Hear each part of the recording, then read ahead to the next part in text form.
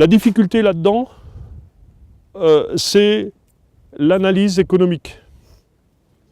Et dans l'analyse économique, c'est comment on considère l'amélioration du sol. Quel chiffrage on lui donne. Un sol qui marche mieux, qui me permet de faire du non-labour, qui gère mieux l'eau, qui demain me permettra un gain de rendement.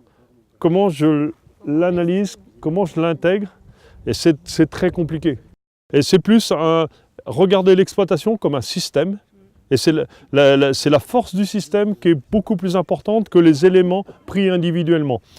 Aujourd'hui, on commence à avoir quelques données, par exemple sur le colza associé, dans lequel on glisse une légumineuse. Ça pourrait être le cas et ça pourrait être le moyen d'introduire des luzernes et des sainfoins là, dans ces rotations-là. En fait, il y a le rendement du colza.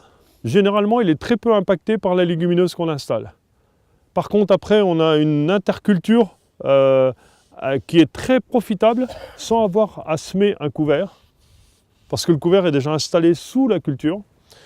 Et ensuite, le blé qui vient derrière, c'est beaucoup plus facile de le semer en direct parce qu'on est déjà sur un couvert qui est déjà dominant.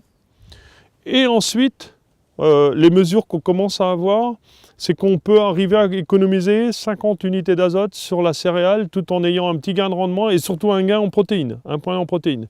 Et on s'aperçoit encore sur les mesures qu'on a aujourd'hui d'un gain sur l'orge qui suit encore. Donc gagner un petit peu sur les deux cultures en ayant sacrifié un petit peu à un moment, il faut qu'on devienne un peu plus malin dans la manière dont on aborde l'économie d'une exploitation. Et la marge brute, je suis désolé, est qu'un repère. Ce n'est pas un pilier de l'analyse économique. C'est qu'un repère. À partir du moment où on va rentrer la mécanisation, qu'on va rentrer la main-d'œuvre, ben on va parler plus marge directe. Puis après, il faut arriver à regarder l'ensemble et d'avoir une stratégie globale au niveau de l'exploitation.